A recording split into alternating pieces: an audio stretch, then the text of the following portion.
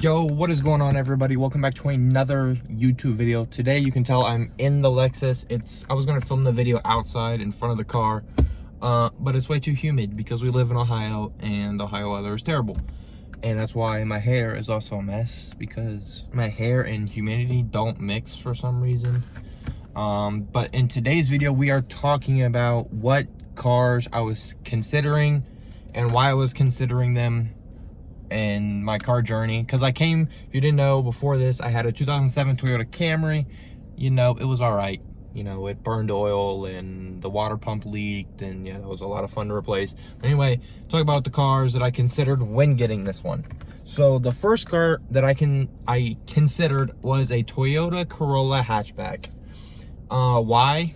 Because Toyota reliability. All right, first off, everybody knows Toyotas are basically, you can't break them. And they offered it in a manual, and it's a hatchback, which means I can still fit everything, and they look kind of cooler than the normal ones, because I think normal Corollas look ugly, but the hatchbacks are kind of cool looking.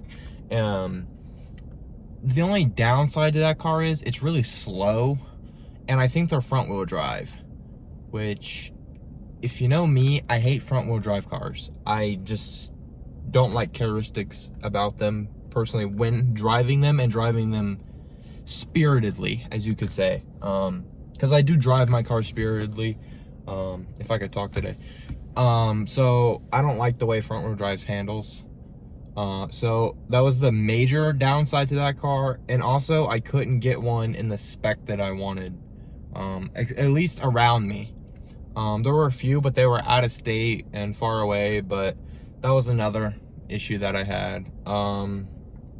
Other than that, there's nothing really wrong with those cars. They're 4 cylinders, people turbo them, they look cool. It's just, I couldn't find one. They're really slow, and the front wheel drive. Next car that I was looking at were BMW 335i's.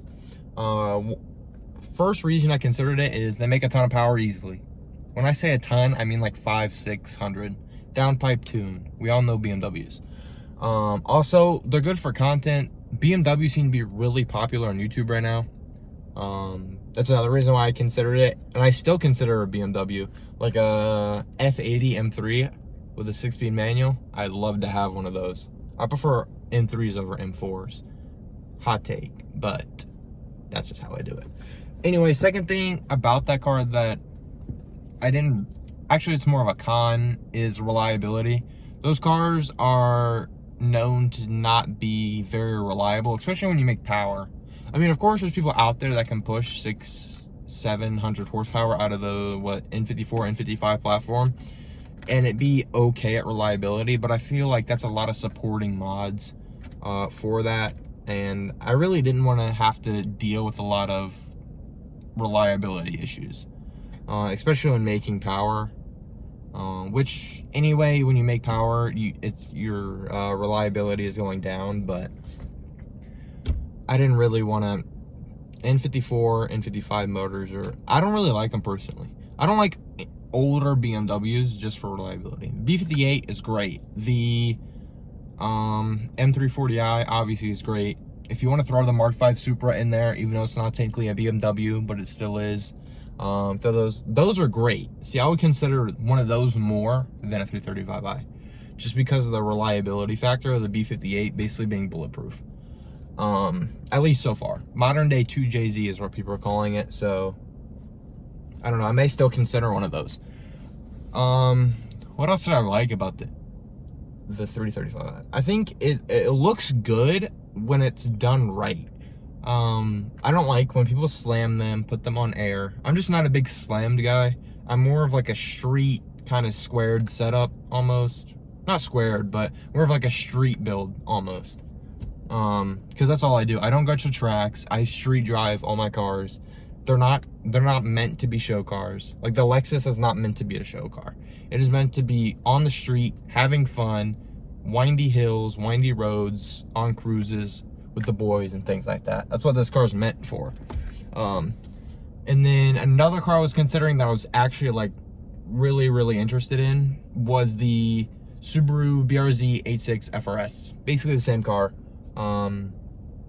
Now that one, I actually went and test drove one, and it was okay. It was really fun. It feels like you're going like 50 and you're only going 30.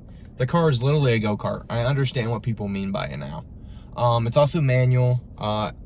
Obviously it has the iconic 4-cylinder, flat 4, I think, Boxster, maybe. I don't remember.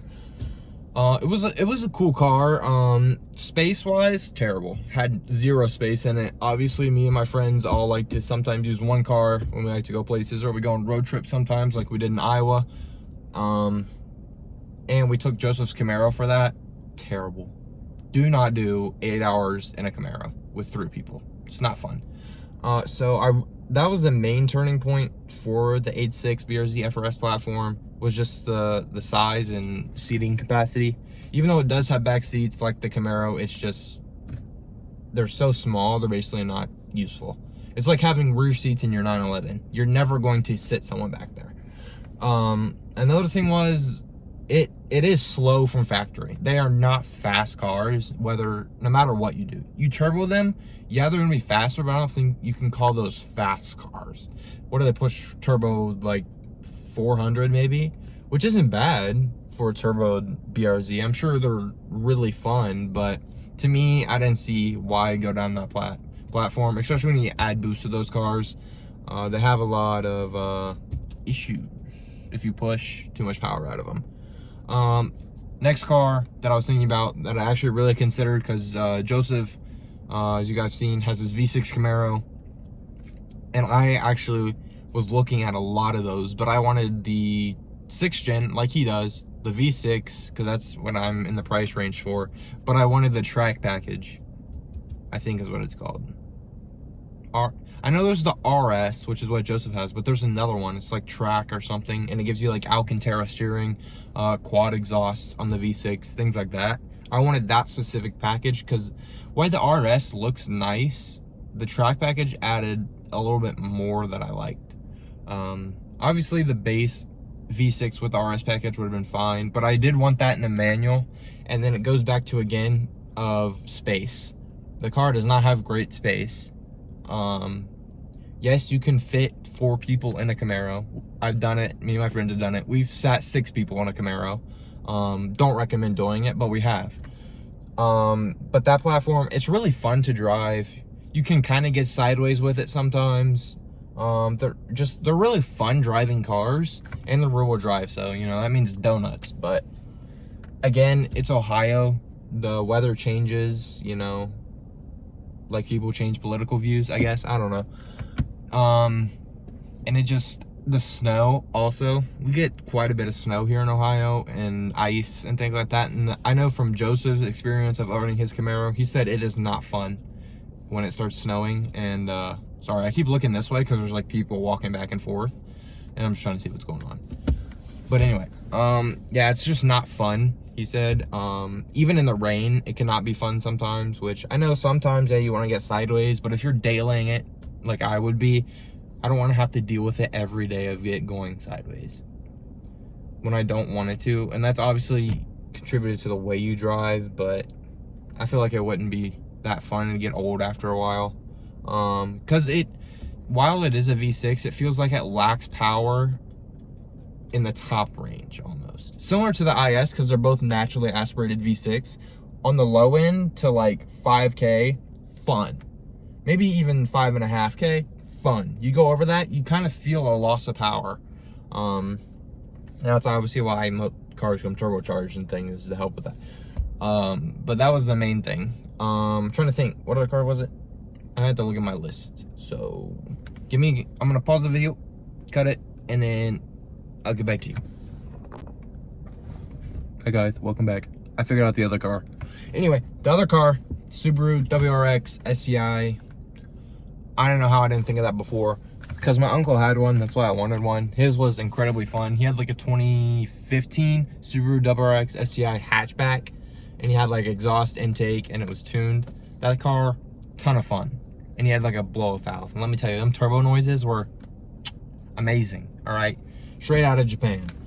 But issue with that is reliability. That's what I was mainly concerned with, because I am daily driving this car.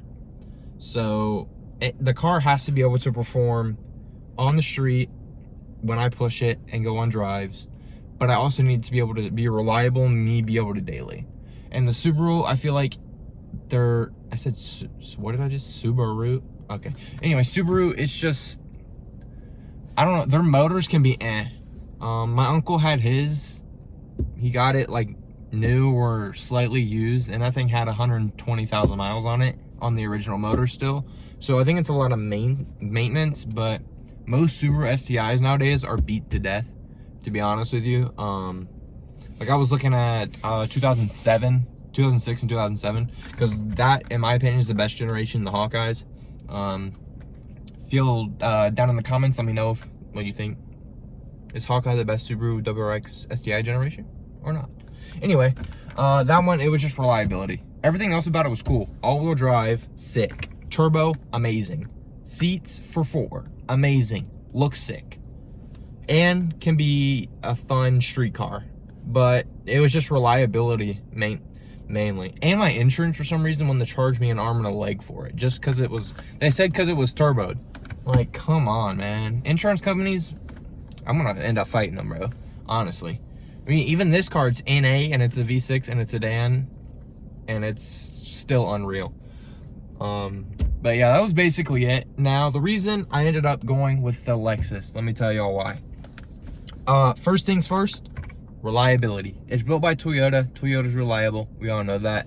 Lexus, sub-brand, Toyota, boom, got it. All right, moving on. It is comfortable as hell. All right, I can sit back in this thing and just drive for hours and be comfortable. You know, I got heated seats, so you know when it's cold in the morning, I got heated seats, so that's great.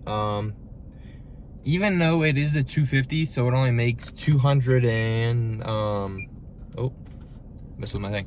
It only makes like 206 or 204 horsepower. It's still fun, and it's all-wheel drive. So for the snow that we get here in Ohio and the ice and stuff like that, I'm gonna have grip for the most part, at least.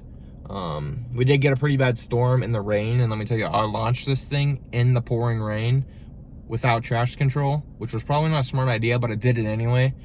And let me tell you, I had grip the entire time. Granted, you can contribute that to me only having 200 something horsepower, but still didn't break traction at all. It just sent it. All right. And because it's all-wheel drive, it's fun as hell to launch. Not that I launch my car often. I may do it like a couple times a month. I don't like launching my cars just because it's really hard on the transmission. If you guys remember when Nissan GTRs first came out, the R35 in 09, launching the car too many times and repeat destroyed those transmissions. So I try not to launch my car very often. I'd rather roll. If me and my friends are out and having fun, going the speed limit, if you know what I mean. But for the most part, other than that, I just like the space, the reliability. It's plenty of performance. I did get the F Sport package because I think if you're buying the Lexus IS, like any of them, you need the F Sport. That's just personal opinion. I think they look 10 times better. You get the honeycomb grille, you get the alloy wheels, you get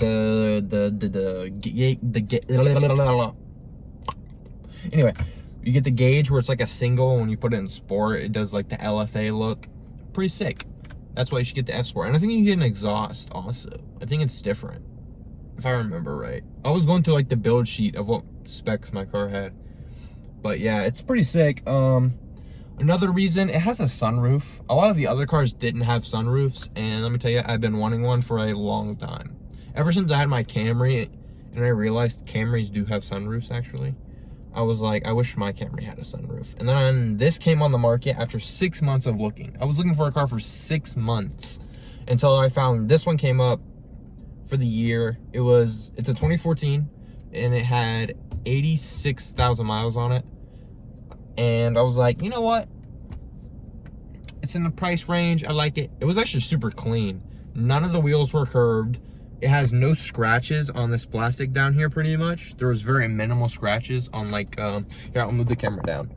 On this part right here, there's like no scratches almost. I mean, there is now that I've used it apparently, because I don't know. But there's like no deep scratches in it or anything like that.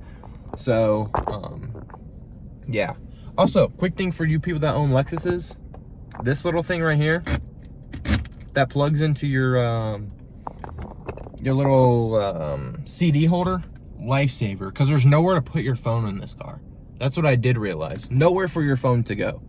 So anyway, that's gonna basically wrap up this video. As people are walking behind me, it's kind of weird.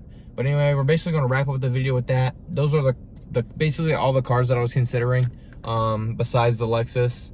And make sure you guys like, comment, and subscribe. All right, we're on the road to 1,000 subscribers on the channel, and we have a big video coming. I believe it is next month at some point. We're going all the way up to Columbus for Cars and Coffee. It should be crazy. They usually bring out some banger cars. I heard there's a GT2 RS coming, which is pretty sick. It's at the Porsche, Ferrari, Lamborghini dealer up in Columbus. If you guys are in the area, you guys should come out, Google it or look it up on Instagram. It's just like Columbus Cars and Coffee, and you should find it, and then it gives you the list of all the dates and where it's at. I think it's like October 12th, but you guys should definitely come if you're in the area. It's going to be a banger. I will be there. I think I'm also going to bring my cousin, so he may be in the video. And yeah, that's basically it. Any of these cars, let me know down in the comment section on which one you would have bought. Would you have went with the 6th Gen Camaro, the Lexus IS, the Subaru BRZ 86 FRS, WRX STI, or the BMW 335i? Any of those, let me know down in the comments which one you would have chose and why. Make sure you leave a like on this video and subscribe to the channel, and I will see y'all in the next one. Peace.